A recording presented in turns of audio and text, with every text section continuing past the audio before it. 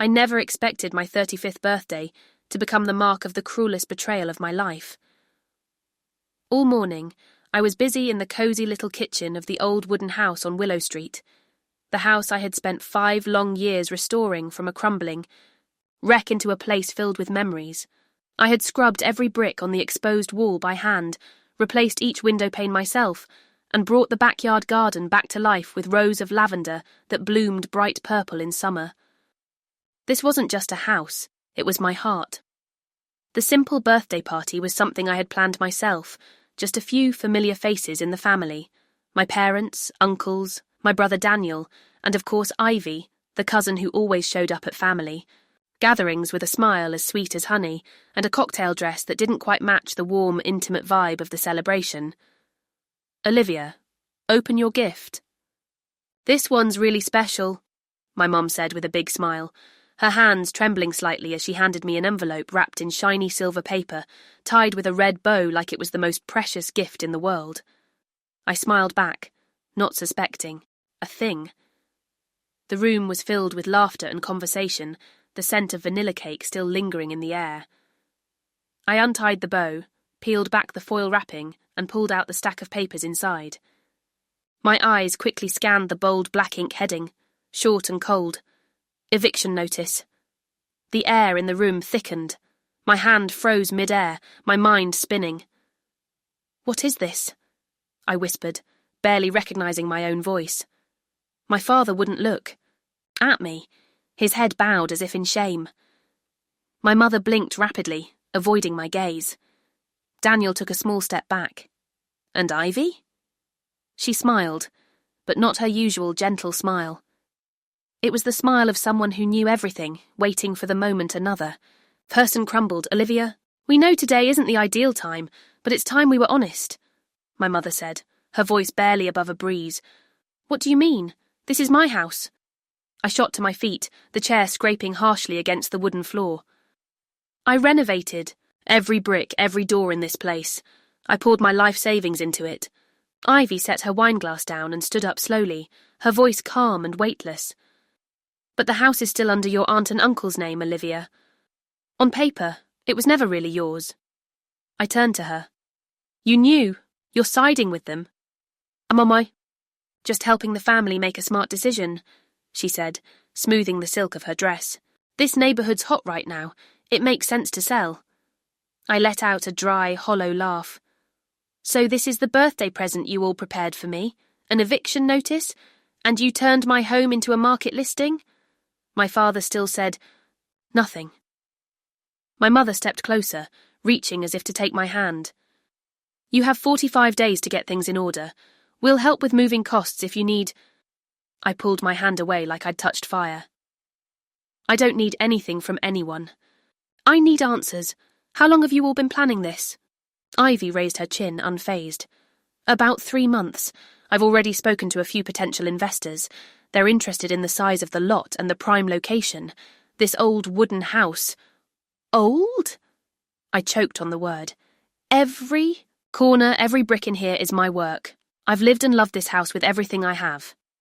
Daniel spoke, his voice low. "Liv, maybe you should calm down. We can talk about this later." "No. No later. I want the truth, right?" "Ow!" No one answered. The room sank into an unbearable silence. I stepped back, heart pounding, eyes scanning the familiar faces that suddenly felt like strangers. "Get out of my house," I said, my voice low but firm. "Olivia," I said, "out, now." One by one they left the room, none daring to look. Back at me. Only Ivy remained, facing me. "You're blowing this out of proportion," she said with a shrug, "and you just made me lose all faith in family." I walked to the door and opened it. "Out." Ivy gave me one last look, her eyes glinting with something icy. "You're fighting a battle you can't win. Don't let emotions cloud your judgment." The door shut behind her. I stood there. For a long time, eyes still fixed on the paper in my hand. In all my years I had never felt so hollow. But in that silence, a thought sparked. If Ivy thought I would give up that easily, she didn't know me at all. I sat motionless in the armchair by the window, the late afternoon sun slanting through the sheer curtains, casting a soft orange hue across the floor. The eviction notice lay silently on the coffee table like an open wound that hadn't stopped bleeding. In a room still echoing with the warmth of laughter from that morning, I should have cried, should have been furious. But the only thing I felt at that moment was suspicion. Ivy. Since when had that seemingly harmless cousin become the mastermind, behind pushing me out of my own home? From the casual comments about property value to the scrutinizing looks I once mistook for admiration, all of it now formed the perfect pieces of a carefully hidden scheme. I picked up my phone, my fingers, dialing almost instinctively. The first person I needed was Emma, my best friend from college, the one who'd pulled me through sleepless exam nights, heartbreaks, and the craziest home renovation projects. Olivia. Emma's voice came through after 3 rings. Are you okay? No, I answered bluntly. I need you here. Bring your laptop, and if you still have that stack of old renovation permit files, bring those too. Less than an hour later, Emma showed up at my door, hair tousled and her backpack stuffed. As soon as she saw me, she didn't ask a thing, just gave my shoulder a firm squeeze, walked in, pulled out her laptop, and began searching through folders organised with obsessive precision. Got it, Emma said, turning the screen toward me. Every permit, blueprint and city approval. I backed them up ages ago. Good thing I never deleted them. I stared at the screen. These files could be the key. Ivy said the neighbours complained I was renovating without permits. She showed my parents some documents, but no one would let me see them. Emma frowned. Could they be fake? I nodded. And if they are, then she's executing a much bigger plan. That night, I texted Daniel, my brother. We used to be close, but since he got married and moved out, the distance had grown. Still, I knew if anyone in the family had any sense left, it was him. I need to meet you urgently, I wrote. Daniel replied a few minutes later. Tomorrow morning, Cornerstone Cafe, 8 Maisen. The next morning, I arrived 10 minutes early, sitting by the window with a cup of hot tea. Daniel walked in looking exhausted, like he hadn't slept all night. I didn't waste time. You knew about the eviction, didn't you? Daniel nodded, avoiding my eyes. Yeah. About 2 weeks ago. Ivy told Mum and Dad that you weren't fit to manage the house, that there was a risk of legal trouble because of unpermitted work. All lies. I placed Emma's folder on the table. Here's every permit, legal and verified. Daniel flipped through a few pages, his face slowly draining of colour. So, she lied to me too. And I believe there's more to it. I looked him straight in the eye. Ivy wants the house, not for herself but to sell, probably to some development project, maybe someone she's dating. Daniel frowned. His name's Max Harper. I've never met him, but Dad mentioned he's into real estate investment. Exactly. I'm going to dig deeper, but I need your help. If Mum and Dad believe her because of documents, I'll prove she forged them. Daniel sighed. I'm with you. Better late than never. Back at home, Emma and I began tracking leads. She had an old classmate named Chloe, who worked at the city's land records office, now overseeing construction permits for my area. After a few calls and a post-work coffee invite, Chloe agreed to meet at the public library. She pulled out a thick file and flipped to the page I needed. Here's the petition about noise and unauthorised renovation, supposedly filed by a neighbour, or at least the copy that was submitted. But the strange thing is there's no original, no official case number. I frowned. You mean it's not in the system? Exactly. And the name listed as the complainant doesn't match anyone on Willow Street's resident registry. I double-checked. This might be a fabricated document. Emma snapped photos of every page, her eyes lighting up. We've got signs of forgery. I felt a chill run down my spine. If Ivy had actually faked documents to manipulate my parents, this wasn't just a family conflict anymore. It was a serious ethical and legal issue. We left the library as twilight fell, the streetlights flickering on, reflecting off the familiar Willow Street Historic District sign. I paused at my gate, gripping the folder tightly. This house wasn't just where I lived. It was the story of my growth, the proof of my dedication and love poured into every brick, every window frame. And now it was under threat by someone who once called me Sis. I looked over at Emma, my voice steady. If Ivy thinks she's smarter than me, she's made a huge mistake. Emma nodded, a faint smile playing on her lips. Game on, Liv, and we're going to win. Darkness settled over Willow Street, but inside me, a light had just been lit, the light of truth. And I was going to bring it into the open, no matter what. A light drizzle was falling when Emma and I returned to the city the next morning, our hands clutching the folder full of new leads. It was time to piece them together into a bigger picture. Ivy didn't just want to take my house, she was preparing to demolish it. That afternoon, Daniel took us to meet one of his contacts, a man named Marcus Bell, who worked at the city planning office. Marcus was the cautious type, but after reviewing the documents Chloe had confirmed as fake, he frowned deeply. This is strange, Marcus said, flipping through the detailed plans with professionally drawn lines. I've seen this version, during a closed-door meeting a few weeks ago. Who's the developer? I asked, a gut feeling beginning to simmer. Marcus typed a few lines into his computer and turned the screen toward me. Under the logo of a construction company called Harper & Stone Group was the heading, proposed luxury apartment complex, location, 197 Willow Street. I froze. That was my address, my house. Emma looked at me, eyes wide. Max Harper. I tried to keep my voice steady. Ivy's boyfriend. He's the Harper in Harper & Stone. Marcus scrolled. Do they have any documents signed by your parents? He paused, then nodded. There's a land survey approval form with signatures from Mr. and Mrs. Rickman. Your parents. I stood still. But my parents never told me about any of this. They still think I broke the law, let alone signed off. On selling the land. Marcus frowned. The signatures look odd. Might be copies. If you want, I can have the legal department take a closer look. Please, I cut in. As soon as possible. Marcus agreed to help. On the way home, I pulled out my phone and started typing a message to my mum, but I deleted it before hitting send. I wasn't ready to face them. Not yet. Not until everything was clear. That night, Emma stayed over, like we used to during college. We sat by the fireplace, going over every blueprint, signature and seal. This notary seal, Emma said, pointing to the survey form. Who is it? I held the paper up to the light. Under the round red stamp were the words, Notary Public, Elizabeth Sterling.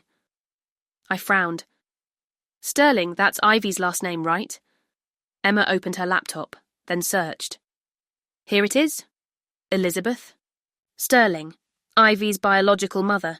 She used to be a notary, but she retired almost 2 years ago. Then how did she notarize a document filed just weeks ago? I asked, feeling heat rush to my temples. Emma looked at me, serious. If that seal was used after she retired, that's falsifying a notarized document. That's a criminal offence. I let out a long breath. Ivy was taking this too far. The next morning, I was about to drive to meet Marcus when I saw my windshield. Shattered. A large rock lay on the front seat, still covered in damp dust. Wrapped around it was a small piece of paper, scrawled with a shaky handwritten message. Back off while you still can, Olivia. My heart pounded. I looked around, but the street was empty, no one suspicious in sight.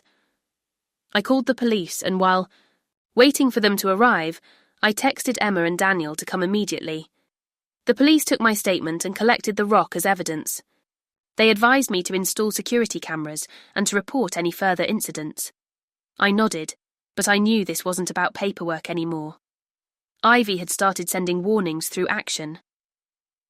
3 days later, I received an email from Marcus with the subject, Signature Verification Results. I opened it, palms sweating. After comparing with the original signatures on the Rickmans' property and tax documents, we have determined the signature on the land survey is forged. I clenched my fists. That was our first piece of solid proof. Emma called me as soon as she got the copy. It's starting, Liv. We need a game plan. That evening, in my kitchen, Emma, Daniel and I mapped out a strategy. The plan: gather all the evidence, fake documents, forged notarizations, shady land surveys, and Ivy's connections to Max Harper and the real estate development firm. We also agreed we had to stop them from demolishing the house before the truth came out. Emma suggested reaching out to Layla, her friend who worked at the Historical Preservation Office, to check if my house might qualify for protected status. If it did, they couldn't touch it without city approval. Just then, the doorbell rang. I stepped out and froze. Sitting on the porch was a cardboard box with no sender listed. I opened it. Inside were full-colour photographs, shots of every corner of my house, the kitchen, the living room, the stairwell where I used to hang my grandmother's photo, even the window I had just repainted last week. Every one of them was marked with a bright red X, no note, none needed. The message was crystal clear. I looked at Daniel. They've been inside the house. He snatched the box from my hands. No way. You locked the doors, right? Of course. I clenched my fists, trying to stay calm. But they have a key. Probably from Mum. Daniel pulled out his phone and called our mother immediately. I couldn't hear the conversation, but I watched his face shift with every second. When he hung up, his expression was dark. Ivy borrowed the key yesterday, told Mum it was to take measurements for her engagement party. And Mum believed that? I asked, my voice hoarse. Daniel nodded. She's suspicious now, but it's too late. I walked toward the window, looking out over the backyard. The garden where my grandmother once planted rows of lavender was now cloaked in evening mist. We need to move fast, I said, my voice low but firm. If Ivy wants a war, I'll show her I'm not someone who goes down easy. I turned back to the only two people still standing by me. The campaign starts tonight. We're not just protecting this house, we're exposing the truth. Fear still lingered inside me, but for the first time in weeks it didn't overpower my resolve. I wasn't alone, and I wasn't going to lose. 2 days after the break-in, I sat in the office of my lawyer, Sarah Holden, a sharp-eyed woman, in her 40s with a calm voice who had helped me with property documents in the past. This time, she wasn't just my legal advisor. She was a key ally in the battle I was about to face. Sarah flipped through the documents I'd gathered from Marcus, Chloe, and even the X-marked photos I'd taken as evidence. This is a pattern of deliberate behaviour, she concluded, tapping her finger on the survey contract copy. Forged signatures, improper notarization, and clear organised fraud. If we can prove Ivy and Max colluded for personal gain, you won't just keep your house. You could take them to court. I nodded, but deep down I knew one thing. Winning in court wouldn't be enough. I needed a blow Ivy couldn't recover from, a truth bomb dropped right where she believed she stood in the spotlight of her own glory. The night before the engagement, where she planned to introduce Max to family investors and wealthy friends. She had rented the Bellevue Grand Hotel, a lavish venue in the northern part of the city, to host a perfect debut evening. I would turn that party into a full reveal. And to do that, I needed someone on the inside, someone who knew Max and Harper and Stone's operations better than anyone else. That person appeared unexpectedly. Lena Harper, Max's younger sister. I'd met Lena briefly back when I still got along with Ivy. She was quiet, usually hanging on the sidelines of their gatherings, but today she reached out to me directly, leaving a brief message. Olivia, I know what Ivy's done. Meet me at 5 at Bean and Birch. I arrived on time. Lena was already seated in the corner, dressed in a charcoal grey coat, her sharp features betraying the tension in her posture. She gestured for me to sit, then handed me a USB drive. This has everything, she said, her voice soft but firm. Blueprints, emails between Max and Ivy, plans for clearing the land, including your house. I held my breath. Why are you helping me? Lena looked me straight in the eye. I used to believe Max was a good person, but he and Ivy only care about power and image. They've turned our family business into a tool to hide their wrongdoing. I don't want to be part of it anymore. I nodded. Thank you. This means a lot. There's more, Lena said, pulling out a thick printout from her bag. This is the party plan. Ivy rearranged the guest list and you're not on it. I laughed. Of course, she knows I won't stay silent. But I have a way to get you in. Lena slid a formal invitation across the table, still blank. I was in charge of delivering backup invites to the press. I kept this one, took it and thanked her once more.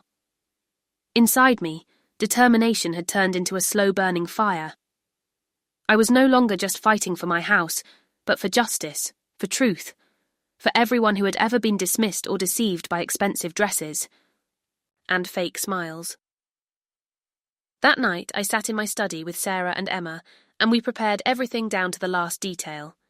Sarah compiled the data into a complete dossier: forged evidence, falsified signatures, plans to demolish the house, internal company emails, and most notably, an audio recording provided by Lena, where Ivy said, "After the engagement party, no one will be able to stop us. You bringing all this to the party?" Emma asked, her voice tinged with nerves. I nodded. Not just bringing it, I'm revealing it in front of everyone. Ivy wants to shine in the spotlight? Then let the truth shine right on her. Sarah handed me another USB. I've backed everything up here, and I've also sent a copy to the media's legal rep in case something unexpected happens. I gave a soft smile. We can never be too careful. The next morning, I received an anonymous message. Stop now if you don't. Want things to get worse. There are things you can't control, Olivia. I showed the message to Sarah. She looked at me calmly and said, This just means they're scared. By evening, I dressed carefully. A simple, elegant black dress and a pearl necklace that once belonged to my grandmother. It felt like a charm, reminding me of where I came from, the love I poured into that home, and the reason I couldn't walk away. I stepped into the grand lobby of the Bellevue Grand Hotel, chandeliers casting golden light across the polished marble floor. Soft music played, glasses clinked, and laughter floated through empty congratulations. Ivy stood at the centre of the ballroom, draped in a shimmering white gown, her arm looped around Max's. They looked like a magazine cover, but her gaze faltered the moment she saw me. I smiled, holding up the invitation. Sorry, I couldn't miss this party. She tried to hide her surprise behind a smile. Olivia, I didn't think you would... Excuse me. I cut her off, walking straight into the heart of the room.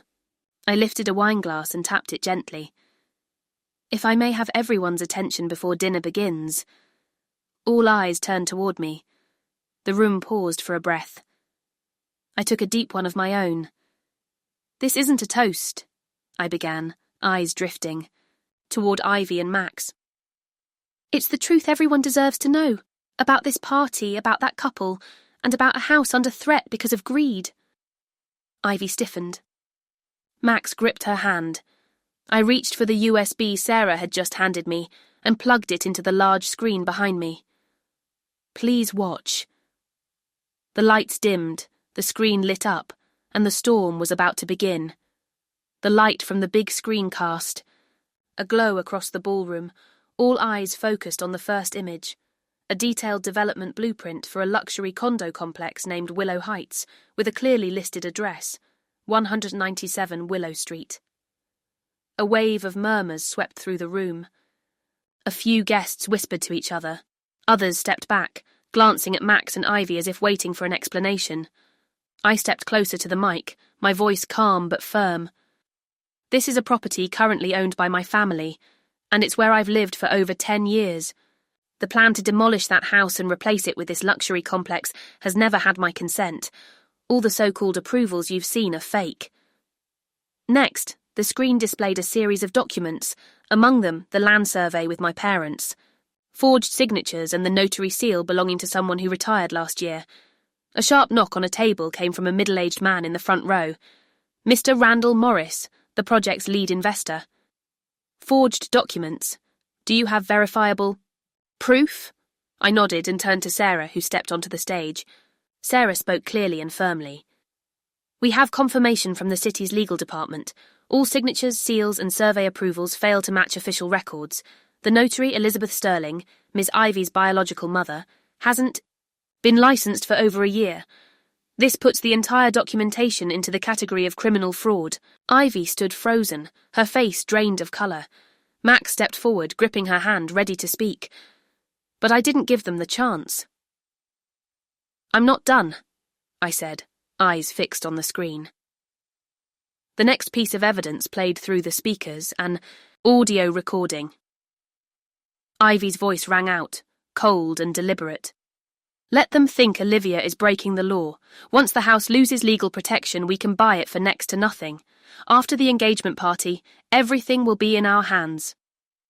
Then Max's voice chimed in. I've cleaned out all the internal files. No one will trace it back. The ballroom fell silent. The air turned heavy as lead. Max turned to Ivy, his face no longer composed. You recorded our conversation? Ivy whispered. I don't know who did. Max stammered. I looked at them, a faint smile forming on my lips. Maybe you don't, but someone close to you does. Lena stepped out from the crowd, her eyes sharp as ice. I sent the recording because I won't let you and Ivy drag our family through the mud. Max's jaw dropped, staring at his sister like he was seeing her for the first time. Lena, what are you doing? Ending this game, Lena replied. Ending all of it.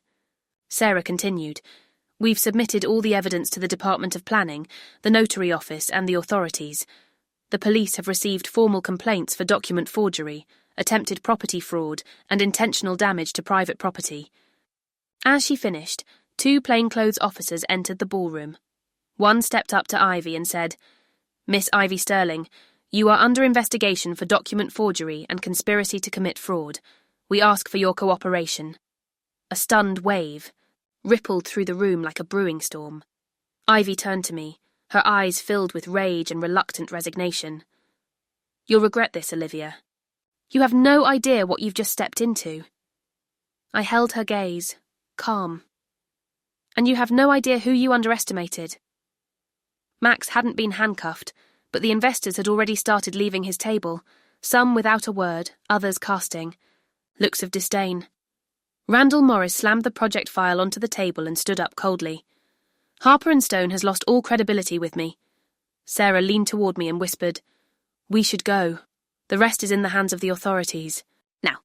I nodded, but before leaving I paused in the centre of the room, facing my parents, who had arrived late and witnessed the final moments. My mother's face was pale, my father frozen in place. I'm sorry I had to do this publicly, I said, my voice no longer angry but filled with sorrow. But without the truth, I would always be seen as the one at fault. My mother stepped forward and took my hand. Olivia, I had no idea Ivy could do this. We're truly sorry. I gently squeezed her hand, then turned to leave. Outside the hotel, the cool evening air brushed against my skin like quiet reassurance. Sarah handed me a folder. The court will review everything in the coming weeks, but with this evidence your win is almost certain. Lena stepped closer, placing a hand on my shoulder. Thank you for fighting for the truth. I looked out, toward the city lights in the distance, a slow smile spreading across my face. I just did what was right, because I won't let anyone take away the place I call home. Peace began to return to my heart. The battle wasn't completely over, but the web of lies had been shattered, and for the first time in months I was certain of one thing. The house still stood, and so did I. 6 weeks after that unforgettable engagement party, spring had truly returned to Willow Street. The trees lining the sidewalks began to bud, and the scent of lilacs from the neighbour's garden danced in the breeze. Everything seemed to slow down, as if life was giving me a pause to breathe after the chaos. My house, or rather, the home, I fought to protect, still stood strong even after being threatened by greed and deceit. But what I didn't expect was that the very storm meant to tear it down would bring me a new family, a community I never knew I belonged to. Emma still stopped by every day, bringing coffee, notebooks, and ideas to renovate the house. Not to sell, but to live in. Daniel came by on weekends with his wife and kids, helping me repaint the faded white fence and plant asters in the front yard. Lena, once just a quiet shadow at a lavish party, had now become a vital part of this healing journey. After the scandal, she officially left Harper & Stone and helped launch a local heritage preservation fund with a team of community activists. "Olivia," she said one afternoon as we inspected the roof, "this place isn't just your memory, it's part of this city. We want to start here." I was speechless when she handed me a bronze plaque engraved with small words, "The Rickman House, a living legacy of Willow Street." My throat tightened. No words were needed. I knew I wasn't alone anymore. The person I least expected also appeared. One quiet morning, Max Harper. No suit, no arrogance, just a man standing at my gate looking lost. "I'm not here to apologise," he said plainly, "because I know sorry doesn't undo what I've done." I crossed my arms in silence. "But I want to make it right," Max continued. "I've resigned from the company. Lena and her team are building a preservation programme, and if you'll allow it, I'd like to support it financially." I looked at him for a long moment, and finally nodded. "Not because I forgive you, but because I believe everyone deserves a chance to start over. As long as they really start from zero." We shook hands, and I felt lighter, not because Max had changed, but because I was no longer bound by bitterness. As for Ivy, the media moved on after she received a suspended sentence for document forgery and attempted fraud. No one in my family mentioned her again. My parents relocated to a quiet suburb away from the noise. One afternoon, as I was sorting through old photo albums in the living room, my mum stopped by. She silently looked around. The house filled with memories. "I found this in Grandma's old box," she said, placing a worn wooden comb in my hand. "She used to brush my hair with it as a child. She always said this place wasn't just a home, it was the heart of the family." I said nothing. I just opened the window where I used to sit for hours as a child, reading in the sun. And in that moment, I knew this house would live on, not just in me, but in everyone who stepped through its door with sincerity. A few weeks later, I hosted a small gathering, not fancy, not flashy, just a warm backyard dinner with the people who stood by me through the storm. Under the glow of string lights, everyone gathered around wooden tables, sharing food, laughter, and stories never told. Lena brought a large framed photo to hang from the cherry tree, my grandmother standing in front of the house, her face radiant. Emma whispered to me, "You should make this a tradition. A day of hope, the day you took everything back." I nodded, eyes lifted to the tree full of lights. "A day of return." Daniel raised his glass and called for silence. "Let's toast to Olivia, who didn't just save a house but restored our faith in the truth." Glasses clinked. I lifted mine, clinking gently with those around me, then whispered, to myself and to those who dare to rise. That night, after everyone had gone, I sat alone on the front steps. The spring breeze danced through my hair. I looked around. Every brick, every window, every familiar footprint, all felt alive. I knew with certainty this wasn't just where I lived. This was where I belonged, and no one would ever take that from me again. From the fight to save my childhood home, I learned that sometimes loss and betrayal become the stepping stones to something far more precious: courage, truth, and the people who truly stand beside you. A home isn't just a roof over your head, but a sanctuary of memories, love, and resilience. And now, I haven't just kept my home. I've reclaimed myself, stronger, wiser, and unafraid of losing anything ever again. What do you think about Olivia's journey and all she's been through? Share your thoughts in the comments below, and don't forget to follow the channel to keep discovering more heartfelt, inspiring stories about family and life behind the front door.